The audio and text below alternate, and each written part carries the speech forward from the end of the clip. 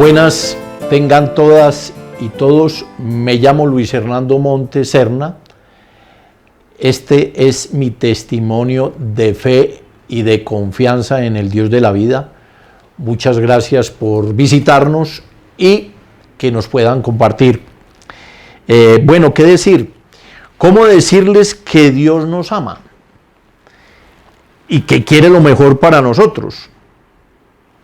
Que Dios nos ama entre este mundo de pobreza, mundo de esclavitud, mundo de miseria humana, en este mundo en guerra, que quieren acabar con nuestras vidas, donde reina la expropiación de la vida, donde reina el asesinato, donde se está destruyendo nuestra tierra, donde se están asesinando pueblos enteros y se nos está privatizando el agua y la vida. Quieren la tierra para ellos nomás, quieren la vida para unos pocos codiciosos ricos, para unas pocas familias avarientas y codiciosas únicamente. Esto sin tener en cuenta a sus hermanos y hermanas pobres, oprimidos, sin tener en cuenta las otras especies que conforman la comunidad de vida, sin tener en cuenta a la tierra, nuestra casa común. Y la pregunta, ¿cómo decir que Dios nos ama?, se preguntaba el teólogo peruano Gustavo Gutiérrez, el precursor de la teología latinoamericana, que nos enseñó un camino hacia la libertad. El hermano Gustavo acaba de partir para las estrellas para seguir alumbrando el 22 de octubre de este año 2024. Curioso día precisamente en que la Iglesia Católica Apostólica de Roma celebraba su santificación eterna a pesar de los escándalos de Karol Wojtyła y de sus amigos. Sí, Juan Pablo II, siendo el principal enterrador de los sueños de millones de católicos que soñaban con ver una iglesia nueva, una iglesia renovada para ayudar a construir una sociedad nueva, donde reinara la hermandad, el amor eficaz y la justicia. Juan Pablo II entronizó de nuevo la teología de la opresión. Atravesó una piedra de escándalos en el camino, piedra llena de prostitución, de codicia, de complicidad con el crimen organizado, con los crímenes de Estado, vendiéndonos la idea de que la iglesia es la esposa del Señor. Con su silencio cómplice frente a los crímenes de lesa humanidad, como ahora el hermano Papa Francisco, el escándalo que tiene frente al genocidio de Gaza, no ha excomulgado a Joe Biden, y en eso pues la Iglesia Católica siempre se ha hecho oídos sordos frente a esos lamentos y gritos de los pobres de la tierra. La Iglesia Católica tampoco excomulgó a Adolfo Hitler. Ella no es ni la novia ni la esposa del Señor.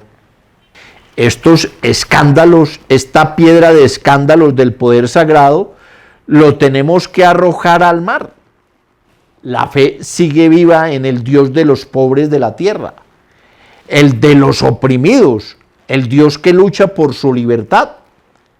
El fuego y la fe sigue viva en ese Dios de los pobres, de los pueblos oprimidos de la tierra. La fe, la confianza sigue viva en nuestro Dios, que es nuestra roca, nuestro libertador, liberador de la comunidad humana.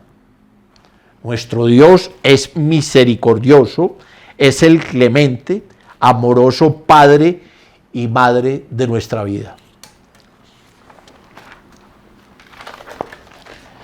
Ya que nos impiden colocar algunos cantores en el anuncio porque pueden estar sujetos de derecho o que son propiedad privada y que hay que pagar por su utilización, Vamos a tratar de leer o recitar algunos cantos que son vivencias de fe, son himnos con que los pueblos creyentes levantan su voz, imploran justicia, piden paz, se sueñan libres y sus autores se pierden con el tiempo.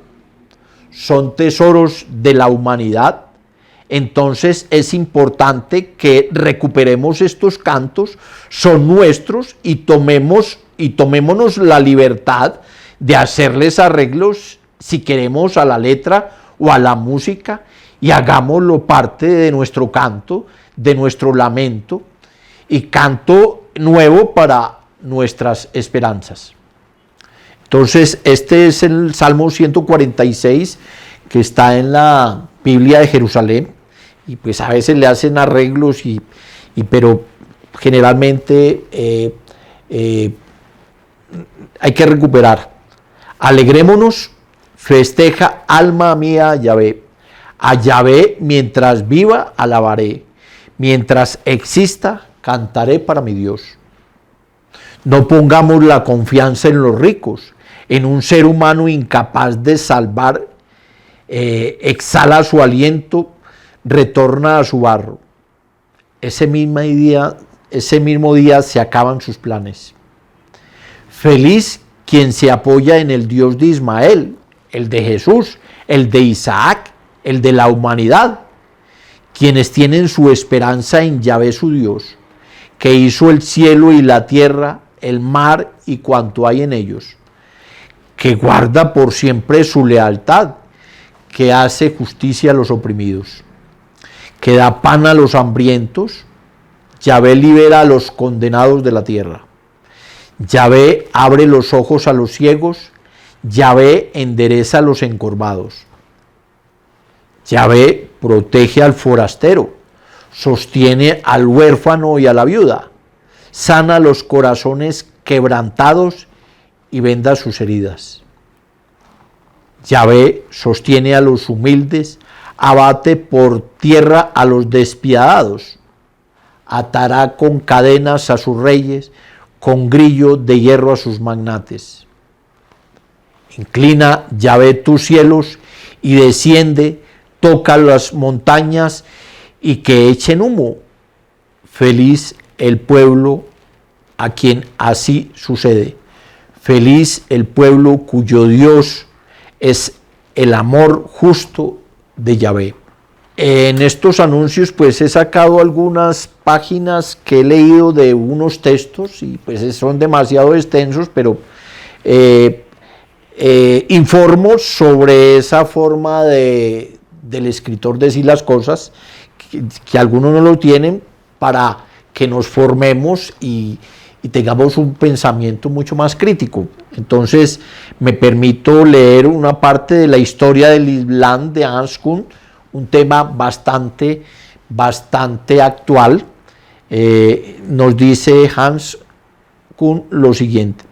En la introducción comenta sobre el politólogo estadounidense Samuel Huntington, que propuso en 1993 como nuevo paradigma de política exterior el choque de civilizaciones, una lucha de culturas como ineludible escenario de la política mundial.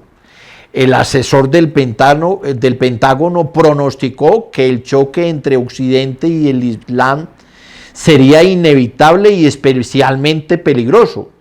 De este modo brindó el respaldo ideológico necesario para sustituir, tras el fin de la Guerra Fría, la imagen hostil del comunismo por la imagen hostil del Islam, para justificar además un masivo rearme estadounidense y lo que quiera o no para crear un ambiente propicio a nuevas guerras.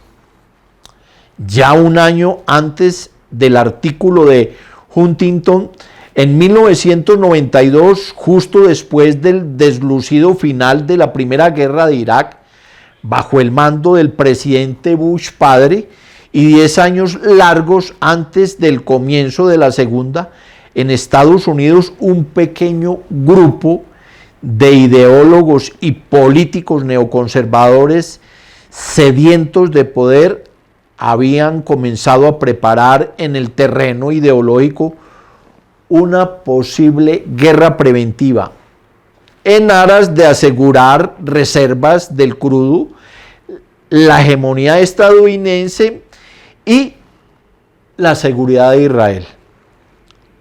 Tras la toma de posesión del presidente Bush hijo en 1999, la guerra fue planeada con toda exactitud y la inaudita matanza del 11 de septiembre del 2001 ofreció el pretexto para lanzar primero un ataque contra Afganistán y amenazar a continuación con el mismo castigo a Irak. Irak, que no había participado en los atentados.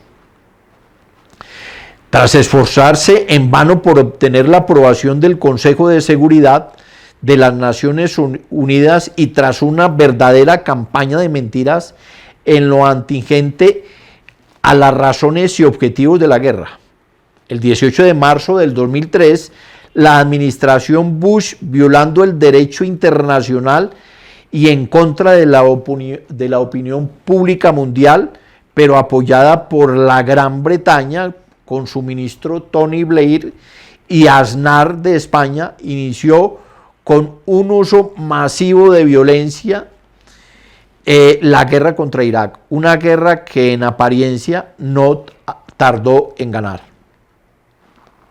En el 2003, Álvaro Uribe Vélez dio declaraciones a Caracol Radio donde pidió a los Estados Unidos hacer un despliegue militar en Colombia equivalente al que se preparaba en el Golfo Pérsico contra Irak. En marzo, Uribe decidió apoyar como representante de Colombia la invasión de Irak. Ahora, después de 20 años, las cosas no han cambiado mucho. El Estado de Israel es el distribuidor exclusivo de armas y de seguridad a nivel mundial de los mismos Estados Unidos. Los norteamericanos quieren ayudar a cumplir los sueños del gran Israel. Esta es su política. Ahora Donald Trump compró con sus socios ricos la democracia de los Estados Unidos, ganó las elecciones otra vez para el periodo 2025 a 2029. Jared Kushner, multimillonario, yerno de Donald Trump, que tiene inversiones en construcción y el sector inmobiliario de confesión judía, hizo algunas declaraciones sobre cómo terminar con la guerra que tiene Israel contra Palestina. Dice que si yo fuera Israel, ahora mismo demolería con excavadoras parte del Negev y trataría de trasladar a la gente allí, ya que no es la solución más popular, pero sí la mejor forma que uno puede ir y terminar el trabajo de Gaza. Israel no necesita consejos, pues ya está demoliendo las casas, destruyendo las vías, los hospitales de los palestinos. O sea, otra de las frases de Kushner que causó controversia es cuando aludió al eventual valor inmobiliario de Gaza. Dijo, las propiedades en la primera línea marítima de Gaza podrían ser, pero muy valiosas.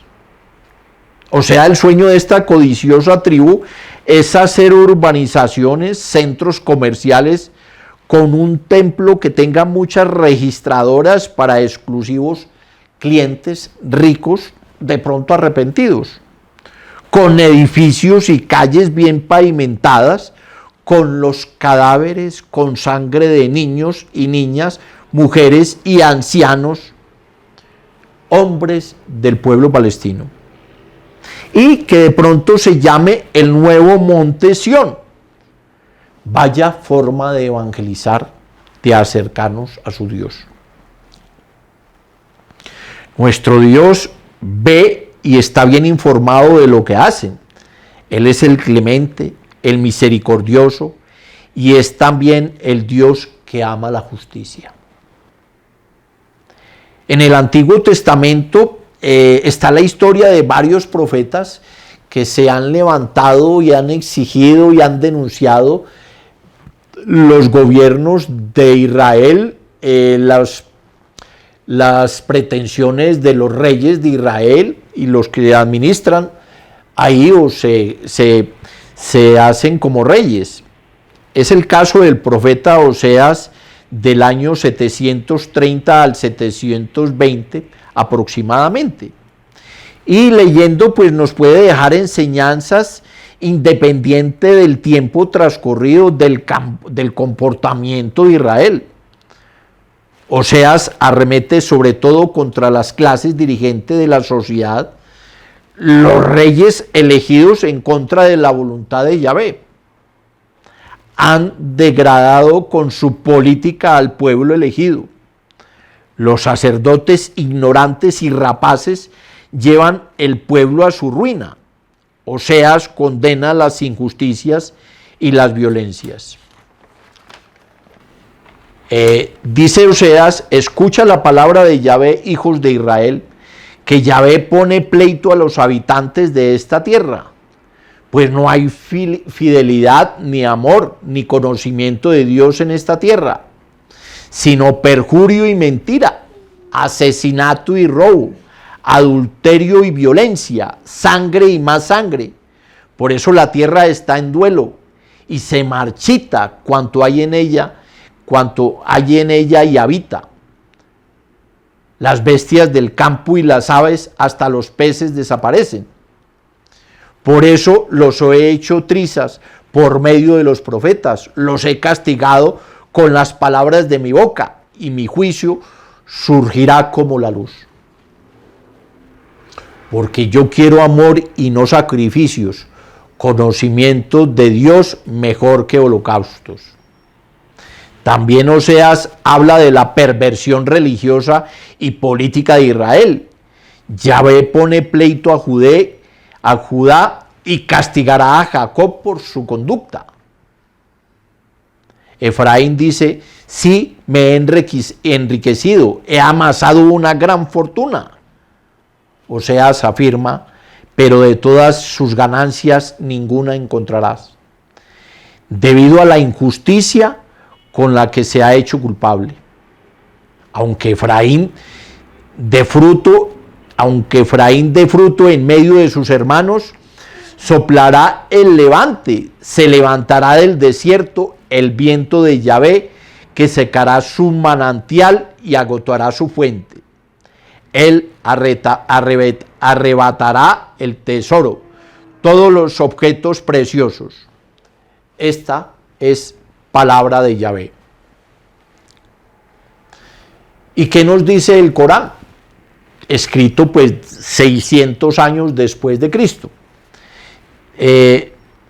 Dice pues algunos versos que nos acercan a su cultura y nos hermana con el sufrimiento palestino, pues esto escrito en el Corán.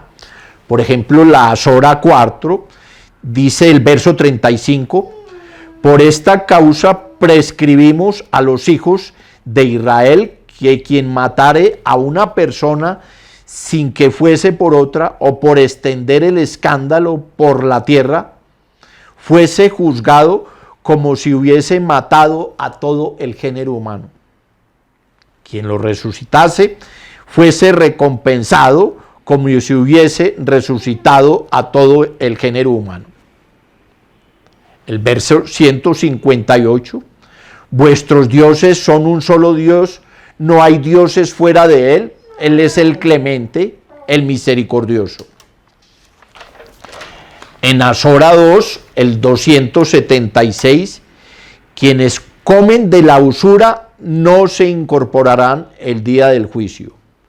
La venta es similar a la usura, pero Dios ha declarado lícita la venta y ha prohibido la usura. El 277, Dios anula la usura y hace crecer las limosnas.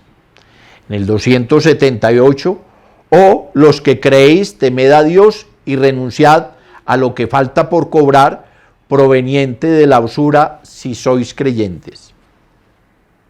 la Sora 3, el número 27, hacia Dios conduce el porvenir. El 61, Dios es amigo de los creyentes. El 104, Dios no desea que haya injusticias en los mundos. A Dios pertenece lo que está en los cielos y en la tierra. A Dios se remiten los asuntos. Azora 6 amenaza a los magnates. Y en el 123 dice, así como en la Meca pusimos en cada villa a los magnates como criminales en contra de sí mismos, y no lo saben. Quienes son criminales serán afligidos ante Dios con una humillación y un tormento terrible por lo que hayan tramado. El Islam completa la revelación. Enseguida dimos a Moisés el libro completando el favor sobre quienes hacen el bien, explicando cada cosa como guía y misericordia. Tal vez ellos, los hijos de Israel, creyesen en el encuentro de su Señor. Esto, pues, yo creo que en todos estos textos sería que cada uno pues sacáramos las conclusiones y leyéramos un poco de cada cultura y que investigáramos, ganaríamos una conciencia crítica mucho más esencial para realizarnos como seres humanos, ¿no? Ahora quiero leerles unas líneas, pensamientos de un judío nacido en Alemania, de familia de rabinos. Además fue filósofo, economista, sociólogo, historiador, periodista, intelectual y político. Se trata de Carlos Enrique Marx. Nació el 5 de mayo de 1818 y murió en 1883. Tuvo que ser bautizado en la iglesia luterana en agosto de 1824 porque a los judíos no se les permitía ingresar en la sociedad cristiana. Su abuelo materno fue un rabino holandés, mientras que por línea paterna hubo rabinos en Treveris desde 1723. Entonces podemos deducir, nos podemos imaginar que Marx tenía también una sabia de teología y escribió entre otros un texto llamado La Cuestión Judía, del cual voy a leer algunas líneas para saber su pensamiento y su experiencia. Entonces, dice La Cuestión Judía, por aquí lo tengo, La Cuestión Judía. Pues el señor Barbado a veces nos lo han vendido como un terror y de pronto hay historias que tenemos que contar para mirar críticamente la realidad. Entonces la Cuestión Judía dice, el pueblo judío en la historia, bajo esta forma trata Bruno Bauer la actitud de la religión judía y la cristiana, como su actitud ante la crítica, de su comportamiento hacia la capacidad para ser libres, de donde se desprende, el cristiano solo necesita remontarse sobre una fase, a saber, su religión, para superar la religión en general, es decir, para llegar a ser libre. El judío, por el contrario, tiene que romper no solo con su esencia judaica, sino también con el desarrollo, con el acabamiento de su religión, con un desarrollo que permanece extraño a él. Como vemos, Bruno Bauer convierte aquí el problema de la emancipación de los judíos en una cuestión puramente religiosa. El escrúpulo teológico de quien tiene mejores perspectivas de alcanzar la bienaventuranza, si el judío o el cristiano se repite ahora bajo una forma más esclarecida. Pregunta es, ¿cuál de los dos es más capaz de llegar a emanciparse? La pregunta ya no es ciertamente, ¿hace el judaísmo o el cristianismo libre al hombre? Sino más bien la contraria. ¿Qué es lo que hace más libre al hombre? ¿La negación del judaísmo o la negación del cristianismo? Si quieren llegar a ser libres, los judíos no deben abrazar el cristianismo, sino la disolución del cristianismo y de la religión en general. Es decir, la ilustración, la crítica y su resultado, la libre humanidad. El judaísmo es un hecho injurioso para la mirada religiosa del cristiano. Tan pronto como su mirada deja de ser religiosa, deja ser injurioso este hecho. La emancipación del judío no es de por sí una tarea para el cristiano. Por el contrario, el judío, para liberarse, no solo tiene que llevar a cabo su propia tarea, sino además y al mismo tiempo la tarea del cristiano, la crítica de los sinópticos y de la vida de Jesús, etcétera, etcétera. La capacidad de emancipación del judío actual es la actitud del judaísmo ante la emancipación del mundo de hoy. Actitud que se desprende necesariamente de la posición especial que ocupa el judaísmo en el mundo esclavizado de nuestros días.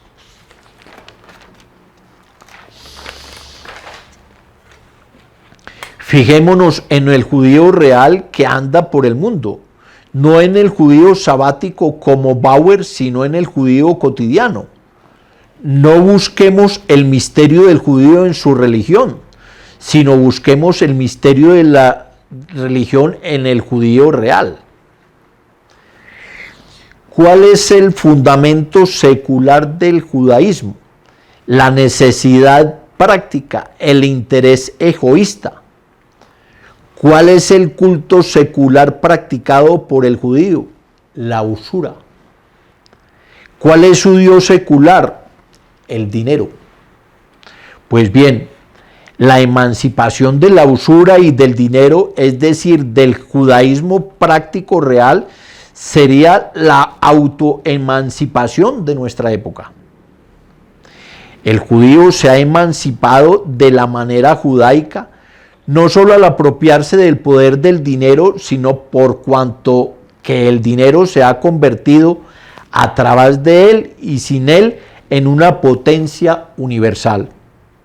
Y el espíritu práctico de los judíos en el espíritu práctico de los pueblos cristianos. Los judíos se han emancipado en la medida en que los cristianos se han hecho judíos. Por ejemplo, dueños de bancos, corporaciones. Aquí tenemos el Banco Caja Social, la Universidad Javeriana, que quiere ser una de las grandes universidades del mundo, invirtió 322.000 millones y sueña ser competencia de la Universidad de Harvard, educarle los hijos a los ricos. Y vemos entonces que su ídolo es el Mamón, al que adoran no con sus labios, sino con todas las fuerzas de su cuerpo y de su espíritu. La tierra no es a sus ojos más que una inmensa bolsa. Y estas gentes están convencidas de que no tienen en este mundo otra misión que el llegar a ser más ricas que sus vecinos. La usura se ha apoderado de todos sus pensamientos y su única diversión es ver cómo cambian los objetos sobre los que se ejerce. Y cuando apartan la mirada por un momento de sus negocios, lo hacen para olfatear lo de los otros. Más aún, el señorío práctico del judaísmo sobre el mundo cristiano ha alcanzado en Norteamérica la expresión inequívoca y normal de que la predicación del evangelio mismo, de que la enseñanza de la doctrina cristiana se ha convertido en un artículo comercial, en una industria, en un excelente negocio. Dios como negocio, la religión como negocio. El monoteísmo del judío es, por tanto, en realidad el politeísmo de las muchas necesidades, un politeísmo que convierte incluso el retrete en objeto de ley divina. La necesidad práctica, el egoísmo, es el principio de la sociedad burguesa y se manifiesta como tal en toda su pureza, tan pronto como la sociedad burguesa alumbra totalmente en su seno al Estado político. El Dios de la necesidad práctica y del egoísmo es el dinero. El dinero es el celoso Dios de Israel, ante él que no puede legítimamente prevalecer ningún otro Dios. El dinero humilla a todos los dioses del hombre y sus filosofías, y los convierte en una mercancía. El dinero es el valor general de todas las cosas, constituido en sí mismo. Ha despojado, por tanto, de su valor peculiar al mundo entero, tanto al mundo de los hombres como a la naturaleza. El cristianismo ha brotado del judaísmo y ha vuelto a disolverse en él. En estos casos de la usura y de los préstamos, recordemos, como se dice en Occidente, que Grecia es la cultura, es como la matrona de la democracia y de la filosofía occidental.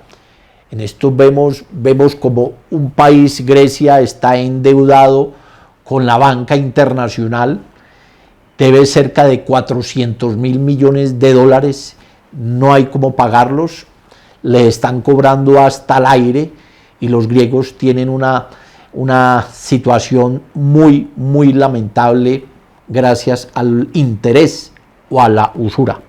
También el caso de nosotros, ya vamos casi para los 200.000 millones de dólares, deudas impagables que incluso los mismos Estados Unidos es el mayor deudor, pero tiene una fábrica de armas que a veces las pone a funcionar.